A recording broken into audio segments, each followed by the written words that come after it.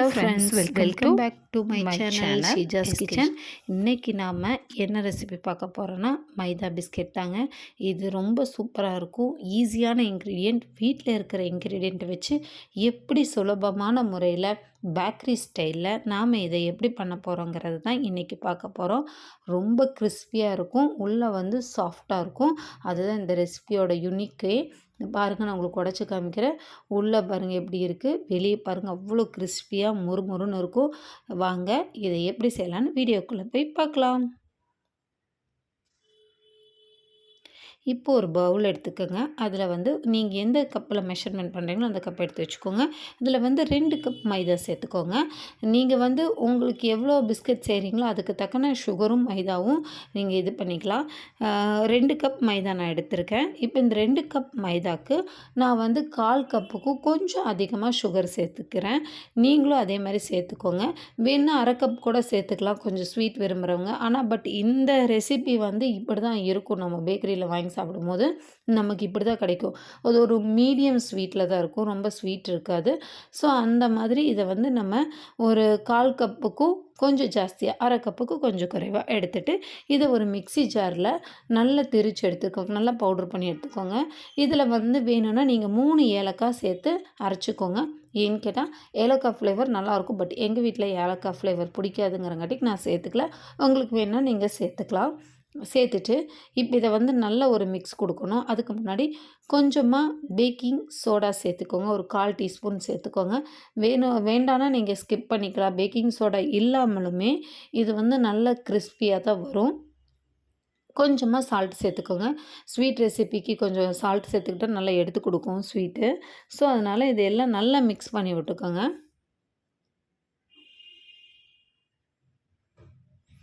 நல்லா இந்த சுகரோட அந்த மாவு நல்லா மிக்ஸ் ஆகிற அளவுக்கு மிக்ஸ் பண்ணி கொடுத்துட்டு ஒரு 2 டேபிள் ஸ்பூன் வந்து நெய்யை ஹீட் பண்ணிக்கோங்க. இந்த நெய் வந்து நல்லா உருகணும், உருகிட்டு நல்லா சூடாகணும். அந்த அளவுக்கு ஹீட்டான பிறகு இதை நம்ம வந்து இந்த மாவில் சேர்த்துக்க போகிறோம். இப்போ மாவில் சேர்க்கும்போது நல்லா கொதிநிலையில் இருக்கும்போது தான் சேர்த்துக்கணுங்க. என்ன மட்டும் இதை வந்து நல்லா கொஞ்சம் மிக்ஸ் பண்ணிவிடுங்க. ஸ்பூன் வச்சு பண்ணுங்கள், பிகினர்ஸ் கொஞ்சம் பார்த்து பண்ணுங்கள். நல்லா மிக்ஸ் பண்ணிவிட்டு இதை வந்து நல்லா க்ரம்பிள் மாதிரி, இப்போ பிடிச்சோம்னா ஒரு கொழுக்கட்டை பிடி வரணும், அந்தளவுக்கு இதை வந்து மிக்ஸ் பண்ணி எடுத்துக்கோங்க. மிக்ஸ் பண்ணிவிட்டு இதில் கொஞ்சம் கொஞ்சமாக தண்ணி சேர்த்து இதை வந்து ஒரு பூரி மாவு பதத்துக்கு வந்து இதை நீங்கள் வந்து பிசைஞ்சுக்கணும். சப்பாத்தி மாதிரி பண்ணிங்கன்னா ரொம்ப இலகலாக இருக்கும். நமக்கு எண்ணெய் குடிக்கிறதுக்கு வாய்ப்பு அதிகமாக இருக்கும். ஸோ நம்ம வந்து இது ஆயிலை போட்டு தான் ஃப்ரை பண்ணுறோங்கிறங்காட்டிக்கு நம்ம வந்து அந்த மாதிரி பண்ணாமல் நல்ல டைட்டான டோவாக இதை வந்து பிசைஞ்சு எடுத்துக்கோங்க. இப்போ இந்த அளவுக்கு நான் இதை பிசைஞ்சு எடுத்துங்க பாருங்கள், டைட்டாக தான் இருக்குது டோ. இப்போ இதை நான் வந்து ஒரு ஒர்க் சர்ஃபேஸில் மாற்றிட்டு இதை வந்து நல்லா நீட் பண்ணி எடுத்துக்க போகிறோம். கொஞ்சம் பிசைஞ்சு எடுத்துக்கோங்க, அப்போ தான் உங்களுக்கு வந்து நல்லா சாஃப்டாக கிடைக்கும். நமக்கு மேலே கிறிஸ்பியாகவும் உள்ளே சாஃப்டாகவும் வரணும் இல்லையா, அதனால் நீங்கள் வந்து நல்ல டோ வந்து நீட் பண்ணிக்கோங்க. இப்போ நான் நல்லா நீட் பண்ணிவிட்டு இதை 2 பீஸாக கட் பண்ணி எடுத்துக்க போகிறேன். நம்ம ஒன்றாவே போட்டு திரட்டிக்கலாம், ஒன்றும் தப்பில்லை. கொஞ்சம் கஷ்டமாக இருக்குங்கிறங்காட்டிக்கு நான் 2 பீஸாக வந்து அதை டிவைட் பண்ணி எடுத்துகிட்டு இப்போ நான் வந்து ஒரு பீஸை வந்து கொஞ்சமாக மாவு டஸ்ட் பண்ணிவிட்டு இதை வந்து நம்ம சப்பாத்திக்கு திரட்டோம் இல்லையா, அந்த மாதிரி திரட்டிக்குங்க. ஆனால் சப்பாத்தி மாதிரி ரொம்ப இதை தின்னாக பண்ணக்கூடாது. கொஞ்சம் நமக்கு வந்து கொஞ்சம் கெட்டியாக இருக்கணும். அதாவது 1 இன்ச்சிலேருந்து கொஞ்சம் கம்மியாக இதை வந்து திரட்டி எடுத்துக்கோங்க. நான் உங்களுக்கு காமிக்கிறேன். இப்போ இந்த அளவுக்கு நம்ம திரட்டி எடுத்துக்கிட்டோம். திரட்டி எடுத்து ஓரங்களை எல்லாம் கட் பண்ணி விட்டுருங்க. அது வந்து ஸ்கொயர் ஷேப்க்கு பண்ணுறதுக்காக. நீங்கள் இப்போ வந்து ஸ்கொயர் ஷேப் இல்லை, எனக்கு ரவுண்ட் ஷேப் வேணும்னா நீங்கள் கண்டிப்பாக ரவுண்ட் ஷேப்பு, நம்ம டைமண்ட் ஷேப்பு, என்ன ஷேப்பில் வேணாலும் இதை நம்ம பண்ணிக்கலாம். ஏன்னா நம்ம சாய்ஸ் தான். பட் பேக்கரி ஸ்டைலுங்கிறது வந்து அந்த க்யூபாக இருக்கிறது தான். ஸோ அதுக்காக தான் நான் இப்போ அந்த மாதிரி பண்ணிக்க போகிறேன். இப்போ நான் வந்து இதை வந்து கட் பண்ணிக்க போகிறேன்.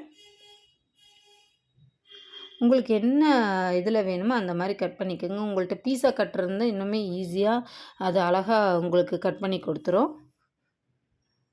இல்லை உங்களுக்கு ஏதாவது குக்கி டோ இது இருக்குது, அச்சு இருக்கும் இல்லையா, அந்த மாதிரி இருந்துச்சுனாலும் நீங்கள் பண்ணிக்கலாம்.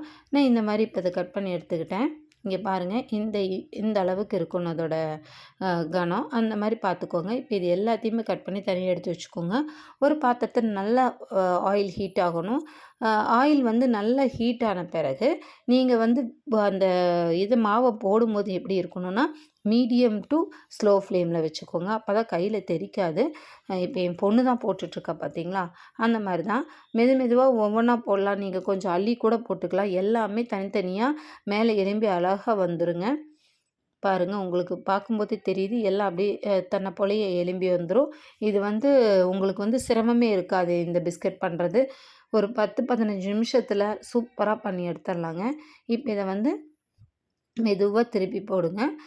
எல்லாமே எலும்பி வந்த பிறகு நீங்கள் டர்ன் பண்ணுங்கள். அப்போ தான் உங்களுக்கு வந்து எல்லாம் ஒரே கலரில் கிடைக்கும் உங்களுக்கு. இது நல்லா ஒரு 3 to 4 மினிட்ஸ் நல்லா குக் ஆகட்டும். ஸ்லோ ஃப்ளேமுக்கும் மீடியம் ஃப்ளேமுக்கும் இடையில வச்சே பண்ணுங்கள். அப்போ தான் உள்ளே உங்களுக்கு வந்து நல்லா வெந்து மேலே வந்து கிறிஸ்பியாக இருக்கும். பாருங்கள், இப்போ இந்த கலரில் வந்துருச்சு நமக்கு.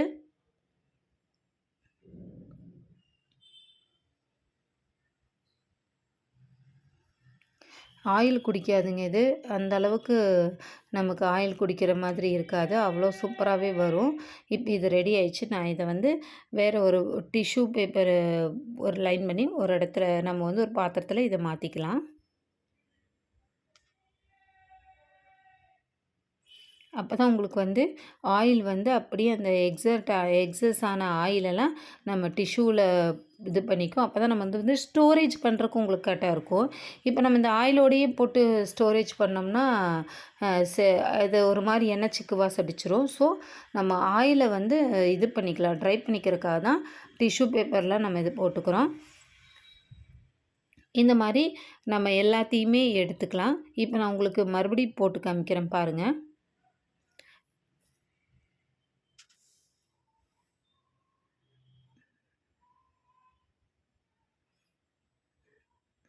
இப்போ மறுபடியும் நான் உங்களுக்கு போட்டு காமிக்கிறேன் பாருங்கள். நீங்கள் நிறைய தூக்கி போட்டிங்கனாலுமே கையில் எடுத்து வச்சு இந்த மாதிரி நம்ம பக்கோடாக்கெல்லாம் எடுத்து போடுவோம்ல, அந்த மாதிரி தூக்கி போட்டிங்கனாலுமே அது பாட்டுக்கு உங்களுக்கு வந்து மேலே எலும்பி வந்துருங்க. நீங்கள் நிறையா போடுறீங்க ஒட்டி பிடிச்சிக்குமோ அந்த மாதிரி எதுவுமே ஆகாது. சூப்பராகவே அது எலும்பி வந்துடும். நீங்கள் கவலைப்பட வேண்டியதில்லை. என்ன பிகினர்ஸ் பண்ணும்போது கொஞ்சம் அந்த ஆயில் கிட்ட கை கொண்டு போகாமல் கொஞ்சம் கேர்ஃபுல்லாக ஹேண்டில் பண்ணுங்கள். இப்போ இந்த சளிக்கரண்டி இருக்கு இல்லையா, அதில் கூட இந்த நம்ம செஞ்சு வச்சுருக்க அந்த மாவு எல்லாம் வச்சு போட்டு உள்ளே கரெக்டாக ஆயிலில் வச்சு கிளறி விட்டிங்கன்னா அது அழகழகாக மேலே எலும்பி வந்துடும். அந்த அளவுக்கு இது ஒரு சிம்பிளான சூப்பரான ரெசிபிங்க. நீங்கள் வந்து கண்டிப்பாக ட்ரை பண்ணி பார்க்கணும். ட்ரை பண்ணி பார்த்தீங்கன்னா தான் நான் சொல்கிறதோட ஒர்த் உங்களுக்கு புரியும். நீங்கள் வந்து இதை ஸ்டோரேஜ் பண்ணும்போதும் உள்ளே வந்து ஒரு டிஷ்யூ வச்சுக்கோங்க. அப்போ தான் உங்களுக்கு வந்து அந்த ஆயிலு வராமல் இருக்கும். வராது, மேக்ஸிமம் ஆயில் வராது. கண்டிப்பாக ட்ரை பண்ணி பாருங்கள். என் சேனலை சப்ஸ்கிரைப் பண்ணுங்கள், லைக் பண்ணுங்கள்.